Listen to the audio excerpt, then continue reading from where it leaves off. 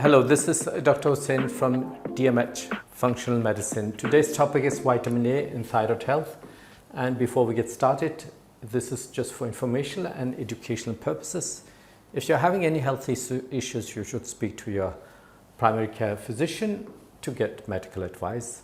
So vitamin A is of course not just about thyroid health. We tend to talk about certain micronutrients or nutrients in relation to maybe some specific conditions or issues.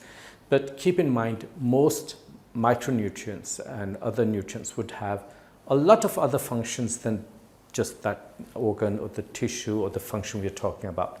So vitamin A in everything that is lining something in, anything there's a surface on, for instance, the mouth mucosa, the nasal mucosa, it could be the sinuses, it could be the urine bladder, it could be the skin, it could be the GI tract.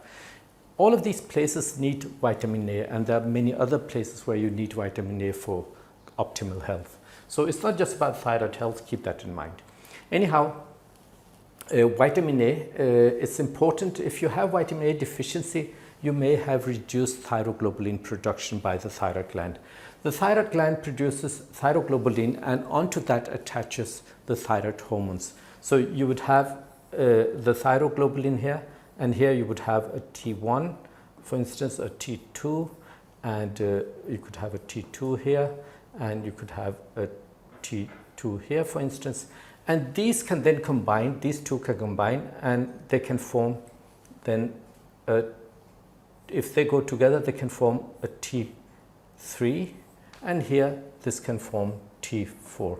So the thyroglobulin has monoiodotyrosine, diiodotyrosine, and these two goes together to form T3. These two go together, T2 and T2 goes together to form T4. So this is the thyroglobulin, and that's produced by the thyroid gland. If you have vitamin A deficiency, your thyroglobulin production goes down. Iodine uptake also goes down if you have vitamin A deficiency. There are other reasons why you may have less iodine production, less iodine uptake by the thyroid gland. And keep in mind the 1 and the 2 and the 3 and the 4 in these in the thyroid hormone indicates how many iodine molecules are attached to the tyrosine. Iodine is very important for thyroid hormone. We need it or we can't produce enough. If you have vitamin A deficiency, you might get reduced iodine uptake. That is not the only reason. If you are exposed to fluoride, fluorine, that can also cause you issues. It's found in toothpaste. If you have bromine exposure to bromine or bromide through occupational exposure, for instance, fire retardants often contains it. There can be other reasons why you may not be taking up iodine, but vitamin A is one of them. We talked about the pairing of iodotyrosines, the pairing of T2 and T1 to form T3. That is also reduced, or T2 and T2 to form T4.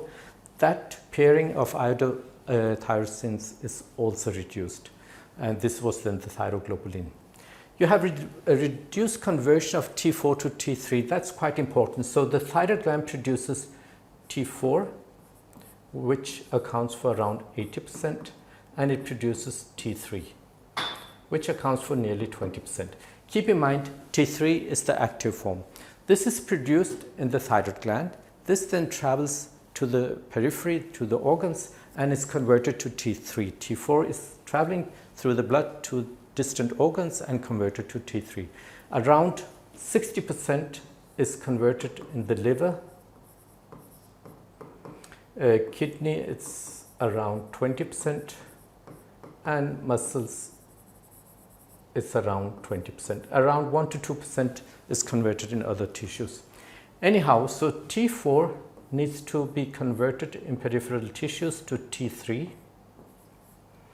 and it may also be converted to reverse T3. Now,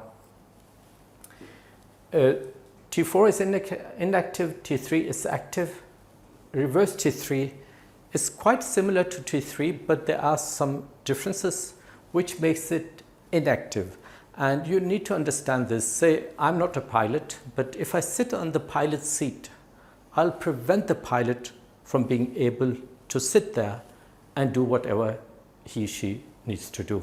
So I will fit into the seat, but I won't have the functions that the pilot has. Here, T3 is similar enough, reverse T3 is similar enough to T3 to be able to sit on the site or the receptor of the T3, but it will not initiate the actions that T3 would. So in a way, it's a brake onto the system.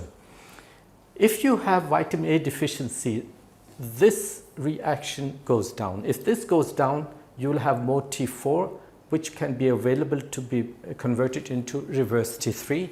Overall, you get a hypothyroid end result, okay? And then the reduced cellular sensitivity to thyroid hormones, okay? So T3 then goes into the cell, where it works onto the nucleus. So there's a site here, a receptor site, or you could a seat or site. It just means that T3 binds to this place. If you are vitamin A deficient, this may not be able to bind as effectively as we want it to. This complex consists of a thyroid hormone receptor, a rethanoic acid receptor, which is vitamin A, and then a vitamin D receptor. This forms a complete complex. If you are vitamin A deficient, if you're vitamin D deficient, this receptor complex will not work properly, and you will not have the effects of T3 that you would want. And even though you have a sufficient amount of T3, it's not having the impact, the physiologic impact on the cell that you would want it to have. So vitamin A deficiency can cause reduced cellular sensitivity to thyroid hormones. And finally, when you have all of this, if you have less iodine uptake into the thyroid gland, if you produce less thyroglobulin, if you produce less T4, if you convert less T4 to T3, well, the body will sense, the organs will sense, well, maybe we need more thyroid hormones. What will happen then? The pituitary will be informed, look, we need more thyroid hormones. Could you please send off thyroid stimulating hormone and tell the thyroid to produce more? So if you are vitamin A deficient, this will increase and the others can decrease. So for thyroid health, vitamin A is super important. Again, that's not the only reason why you would want to be sufficient in vitamin A. There are many more reasons why you have to make sure you are not deficient, for your immune system, for your skin health, for your gut lining, for if you have recurrent, say, sinusitis and you get antibiotics treatments. It could be simply because you're vitamin A deficient. Your surface immune system is not working properly, and that's causing you problems. But also vitamin A is super important for thyroid health. Keep in mind, around up to 20% of people may be having a thyroid dysfunction, and unfortunately around 50% of those have not really been diagnosed because proper testing has not been carried out. Most doctors would just be doing TSH, and that is simply not enough to assess thyroid health. Anyway, vitamin A is super important for thyroid health. I hope you like this video. Give us a thumbs up, share it with your family and friends. As I said, up to 20% of people may be hypothyroid, so could be someone in your family or amongst your friends is hypothyroid and they may benefit from the video. Subscribe to our channel and click the notification bell so that you're updated with our latest videos. Thank you for watching and see you in the next video.